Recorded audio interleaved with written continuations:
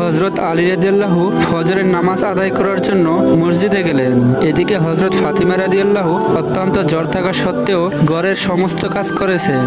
আলী রাদিয়াল্লাহু মসজিদ থেকে এসে দেখলেন ফাতিমা কাঁদছেন। আলী রাদিয়াল্লাহু প্রশ্ন করলেন, ফাতিমা তুমি কাঁদছো কেন? ফাতিমা রাদিয়াল্লাহু কোনো উত্তর না দিয়ে তখন আরো জোরে জোরে কাঁদতে লাগলেন। আলী রাদিয়াল্লাহু কয়েকবার প্রশ্ন করার পর মা ফাতিমা কাঁদতে কাঁদতে বলল, আমি স্বপ্নের মধ্যে দেখেছি আমার আব্বাজান হযরত মুহাম্মদ সাল্লাল্লাহু আলাইহি সাল্লাম আমার ঘরের মধ্যে ঢুকে কি যেন তালাশ করছেন।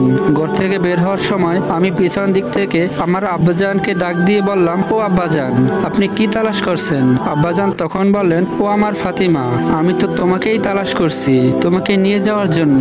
আরো বললেন, ও আমার ফাতিমা আজকে তো তুমি রোজা রাখবে, সেহরি করবে আলীর দস্তরখানায় আর ইফতার করবে আমার দস্তরখানায়। তখন হযরত আলী রাদিয়াল্লাহু এই স্বপ্ন শোনার পর বুঝতে বাকি রইল না যে ফাতিমা রাদিয়াল্লাহু ইন্তেকাল করবেন। দুজনে আরো জোরে জোরে কাঁদতে লাগলেন।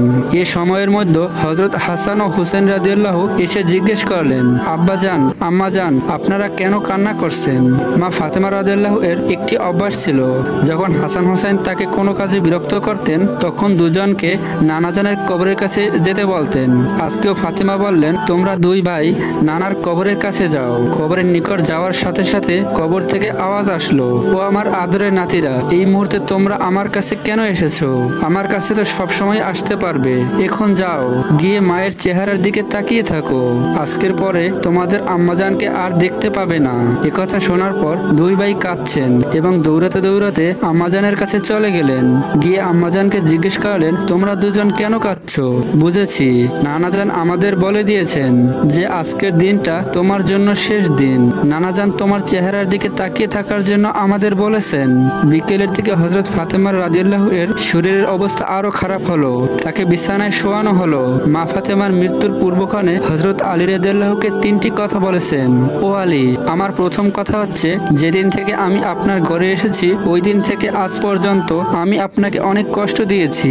আপনি যদি আমাকে ক্ষমা না করেন তাহলে কিয়ামতের ময়দানে আমার কারণে আব্বাজান অনেক লজ্জিত হবেন। এবার বলেন আপনি কি আমাকে ক্ষমা করবেন কিনা?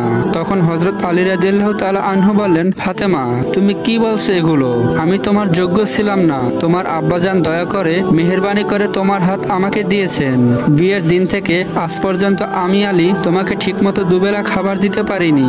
ও ফাতেমা তুমি বলো আমাকে ক্ষমা করেছো কিনা? তুমি যদি ক্ষমা না করো তাহলে আমাকেও কিয়ামতের দিন কঠিন শাস্তির মুখোমুখি হতে হবে। ও আলী, আপনার সাথে আমার দ্বিতীয় কথা হলো, আমি মারা যাওয়ার পরে আপনি বিয়ে করে নেবেন দুনিয়ার যে কোনো মহিলাকে আপনার পছন্দ মতো।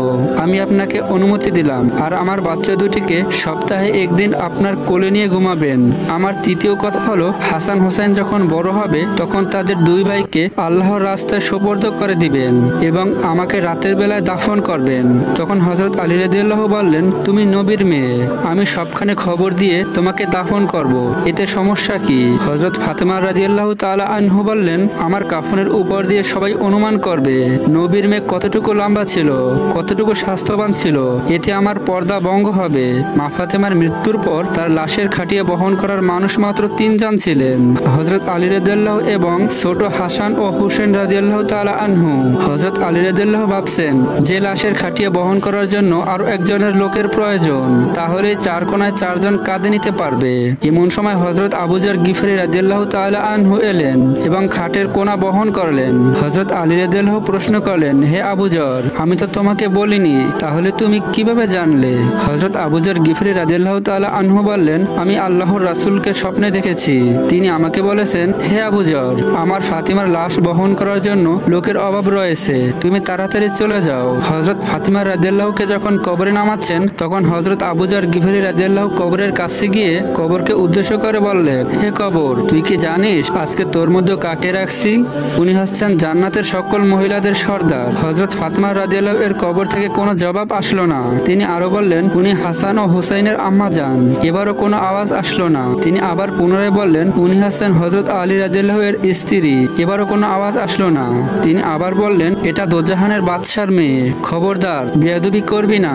আল্লাহ তাআলা তখন কবরের জবান খুলে দিলেন। কবর বলল, আমি অন্ধকার ঘর, আমি সাপ বিচ্ছুর ঘর, আমি এমন একটি ঘর যার মধ্যে কোনো বংশ পরিচয় কাজ হয় না। আমি দোজাহানের বাদশার মেয়েকে চিনি না, আমি হযরত আলী রাদিয়াল্লাহু এর স্ত্রীকে চিনি না, হাসান হুসাইনের আম্মাজানকে চিনি না, আমি জান্নাতের জান্নাতের মহিলাদের সর্দারিনীকেও চিনি না। আমি শুধু চিনি ঈমান এবং আমল।